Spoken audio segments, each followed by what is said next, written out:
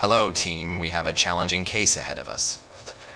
The patient presents with curatic precipitate primary sclerosing cholangitis and encephalitis. What do you make of these symptoms? These symptoms could point to a number of different conditions. It could be an autoimmune disorder or even a viral infection. I think it might be something more serious. Perhaps a genetic disorder causing these diverse symptoms. I agree with Leslie. We should run further tests to narrow down the possibilities. I'm not sure, but maybe it's a rare combination of diseases manifesting in this unique way. Enough. Stop all your useless speculations. This is spinal and bulbar muscular atrophy, and I'm certain of it. No more debates. But Dr. Hawks, are you sure? That's quite a leap. I don't need your validation. I know this patient better than any of you. We are going to perform rotationplasty immediately. Rotationplasty. That's an incredibly risky procedure. Are you sure that's the right approach? I don't need your second guessing. Rotationplasty is the only way to save this patient's life. Now, get to work. We don't have time to waste. Oh, damn it. What the hell is it now, Tracy? I heard you want to perform rotationplasty on your patient with spinal and bulbar muscular atrophy. Where did you get such a stupid idea? I actually learned about it during a 10-hour timeshare seminar in Greenland. A timeshare seminar in Greenland? How does that even relate to your patient's case? I took a trip to Greenland and someone sold me on the idea of visiting a timeshare because they thought I would hate having to go home so soon. At the seminar, the keynote speaker had spinal and bulbar muscular atrophy, so he was treated with rotationplasty by the best doctor in Greenland. What made this doctor the best on sparsely populated island?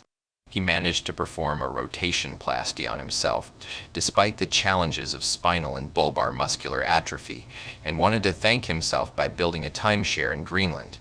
That's just absurd, Hawks. I just checked the patient's vitals, Gary. It's not looking good. We need to do something. That's not ideal. But sometimes these things can be deceiving. Maybe we just need to adjust the medication. No, Gary. Rotationplasty was not the right treatment for spinal and bulbar muscular atrophy. Dr. Hawks was wrong to insist on it. Well, we can't dwell on that now. What do you think the correct treatment should be? I think we should start with physical therapy and consider a different surgical approach. We need to stabilize the patient and work from there. I see your point, Randall.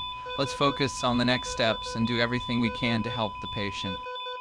What the hell is wrong with you four? Spinal and bulbar muscular atrophy misdiagnosed as rotationplasty? Are you trying to kill our patient? Misdiagnosed as rotationplasty? Are you high, Hawks? You ordered us to perform that as a treatment. Yeah, rotationplasty isn't a diagnosis, Nimrod. That's what you spent all day insisting. You told me the patient had rotationplasty. I can't believe this happened. What do you think the real diagnosis is then, Hawks? Yeah, tell us what we missed. The real diagnosis is clearly osteosarcoma. I can't believe I have to clean up after your messes all the time. Figure it out or get out of my department.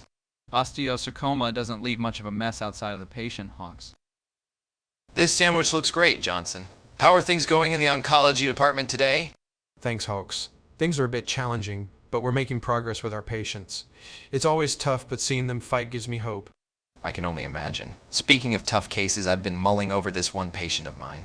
The symptoms just don't add up. Oh, really? What are you thinking? I think I finally figured it out. It's a rare condition that mimics common symptoms. I need to go check on him right away. Wait, what? Hawks? Where are you going? You can't just leave in the middle of lunch like this. Sorry, Johnson. Duty calls. I'll catch up with you later. Thanks for the sandwich. Little did he know, the devilish Will Johnson secretly grabbed the sandwich from the vending machine and disguised it as his own packed lunch. I've solved it. Forget spinal and bulbar muscular atrophy. It's adrenoleukodystrophy. What? Hawks, what are you doing? You can't just barge in here without proper gear? This is highly unprofessional, Hawks. You're putting everyone at risk. I agree. You need to respect the protocols in place for our safety. Hawks, focus. What's the prognosis for adrenoleukodystrophy? The prognosis is poor. Most patients won't survive beyond early adulthood. How did you come to this diagnosis, Hawks? Yeah, who confirmed it with you? Dr. Johnson? No, I figured it out during lunch with Dr. Johnson. Trust me, this is the right call. Any chance the sandwich had parasites and made it fast enough into your brain to make such a call? That's highly unlikely, but possible considering Dr. Johnson's cooking ability. I didn't even have the heart to tell him he sucks at lunch making. Thanks, Tracy. I appreciate it. You really nailed the diagnosis this time, Hawks. Well done.